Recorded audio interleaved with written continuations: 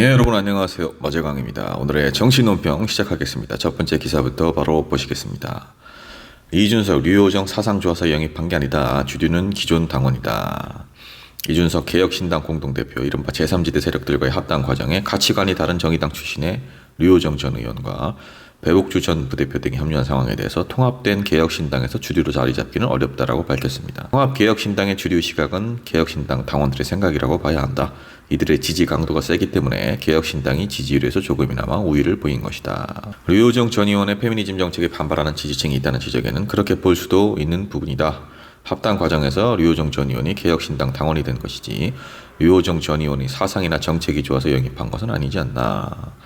그리고 배복주 전 부대표의 개혁신당 합류를 놓고서는 개별 인사의 입당을 막을 수는 없지만 법적 대표인 권한 내에서 공직 후보자 추천이나 당직 임명 등의 가능성은 없다라고 선을 그었습니다.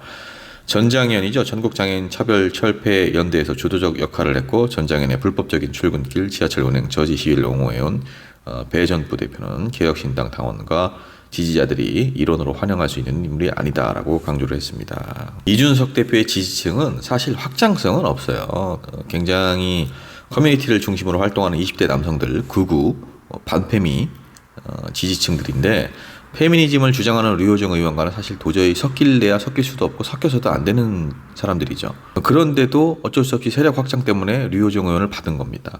개혁신당 입장에서는 사실 류호정 의원은 하등 정치적으로 이득이 안 되는 존재입니다. 왜 그러냐면은 류호정 씨가 사실 뭐 지지층이 있기를 합니까? 그렇다고 정치 경력이 제대로 있기를 합니까? 그냥 뭐 어떻게 얼토당토하게 정의당에서 비례를 받고 난 이후에도 뭐 복장이라든지 비서 부당해고 뭐 이런 문제들로 국민들 눈에 좀 띄었던 것이지 국민들 입장에서 봤을 때는 사실 정말 비호감 그 자체거든요. 이런 사람을 애시당초 세력 확장을 위해서 받아놓고서는 우리 당에서 주류가 될 수 없다. 이런 얘기를 하는 것도 너무나 비겁한 행위죠. 배복주 전 부대표도 마찬가지입니다.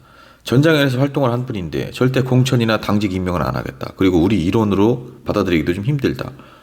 아니 이렇게 아예 전장현에서 혹은 페미니즘 활동을 했다고 해서 정치끼를 다 막아버릴 거면 뭐하러 이 사람들을 받은 겁니까? 이준석 대표도 정말 이거는 너무나 웃긴 행동입니다. 본인과 다른 길을 추구하는 사람들을 계속해서 모으면서 본인과 다른 길을 추구하면 정치는 못하게 하겠다.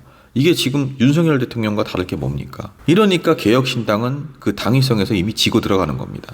자, 다음 기사입니다. 법카로 밥값 10만 원 계산, 검찰 김혜경 선거법 위반 기소.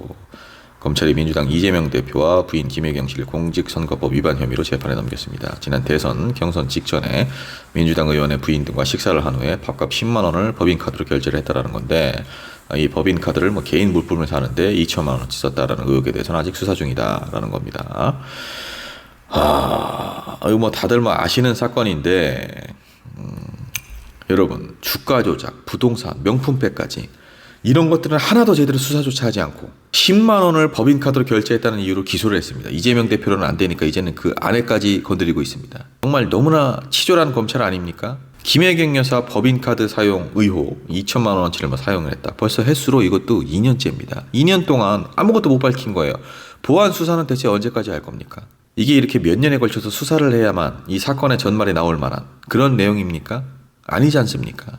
수사를 해도 안 나오니까 일단 10만 원 카드 결제한 것부터 기소를 해버려라. 기소권을 이렇게 남발을 하면 안 되죠. 그리고 밥값 10만 원 쓴 것과 수백만 원짜리 명품백 받은 것을 같은 선상에 놓으려고 하는 검찰, 국민의힘, 대통령실. 정말 그 치졸함에 혀를 내두를 지경입니다. 자, 다음 기사입니다. 김건희 재산 60억인데 300만 원짜리 핸드백 눈에 들어왔겠냐? 김건희 의혹 옹호 인재개발원장 영상 논란입니다. 김채환 국가공무원 인재개발원 개인 유튜브 채널을 통해서 윤석열 대통령 부인 김건희 여사의 명품 가방 수수 의혹에 대해서 현금성 자산만 40억 원이 넘는 김 여사의 눈에 300만 원짜리 핸드백이 들어왔겠냐? 큰 문제가 되지는 않는다. 솔직히 말해서 60억 원대의 재산을 가진 현금성 자산만 40억 원이 넘는 김 여사의 눈에 300만 원짜리 핸드백이 들어왔겠냐? 그런 게 없어서 설마 욕심을 냈겠냐? 이렇게 옹호를 한 거죠. 국민 정서상 파우치 가방 하나에 300만 원이면 대단히 비싼 가방인 것은 분명한 사실이지만 적어도 명품이라고 느껴지려면 최소한 몇천만 원짜리가 넘는 샤넬백, 에르메스, 버킨백 정도는 돼야 명품백이라 할 만한 것이 아니겠냐. 명품이라는 것도 사람의 수준에 따라 상대적인 것이다. 영어 강사 출신이죠, 이분이. 작년 6월에 인재개발원장으로 지명이 될 때부터 논란이 있었는데 극우 유튜버라는 지적을 받으면서 개인 채널을 닫았는데 취임을 하니까 또 다시 열어서 이렇게 윤석열 대통령 홍보 영상을 올리고 그 중에서 일부는 인재개발원 유튜브 채널에도 동일하게 올렸다. 그래서 이건 정치적 중립을 위반한 거 아니냐 이런 비판을 받고 있는데, 이 사람이 만약에 정당 관계자였다, 정당인이나 뭐 정치인이었다, 국민의힘 쪽, 그래도 물론 이 발언, 이 명품백 받은 것을 옹호하는 것은 잘못된 거지만 그래도 법적으로 문제가 될 일은 없죠. 그런데 이 사람은 뭡니까? 국가공무원 인재개발원장이잖아요. 6급 이하부터 국과장급까지 우리나라 공무원들을 교육하는 기관인데, 그 기관의 장이 일단 극우 유튜버 출신이고, 아무리 야권에서 반대를 해도 대통령이 막무가내로 지금 인사를 강행해서 이렇게 된 건데, 그러더니 기어이 현직에 있으면서 공무원이 정치적 중립을 훼손하고 이렇게 300만 원짜리 명품백 받은 거를 옹호를 하고 있습니다. 자산이 수십억인데 300만 원짜리가 눈에 들어오겠냐? 최소 수천만 원은 되어야지. 이런 발언 자체가 정말 공무원을 교육하는 기관에 수장이 한다는 것, 너무나 부끄러운 일입니다.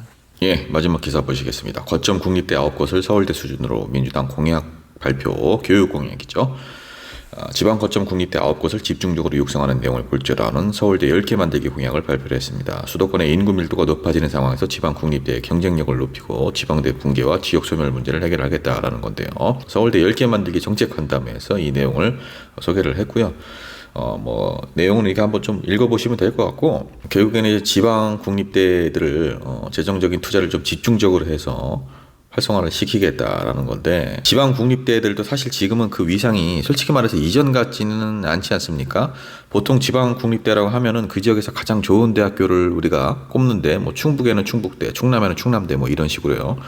그런데 요즘은 이제 저출생이 워낙 심해지고, 그리고 너무나 수도권에 젊은 인구가 몰리다 보니까 지방 국립대들의 현실이 좀 마냥 좋지만은 않은 게 사실이에요. 점점 이제 몰락의 길을 걷고 있는 상황인데, 지금 이런 상황에서 더불어민주당이 지방 국립대를 좀 살려보려는 이런 정책들 낸 거 저는 매우 동의를 하고요. 지방 국립대를 살리기 위한 방안 중에 산학협력이 굉장히 중요하죠. 그런데 지방 국립대는 그래도 산학협력이 잘 되어 있는 그런 편인데, 그럼에도 불구하고 그 실효성 측면에서 본다면은 지방대학 졸업자들에게 크게 와닿지 않았던 것도 사실이거든요.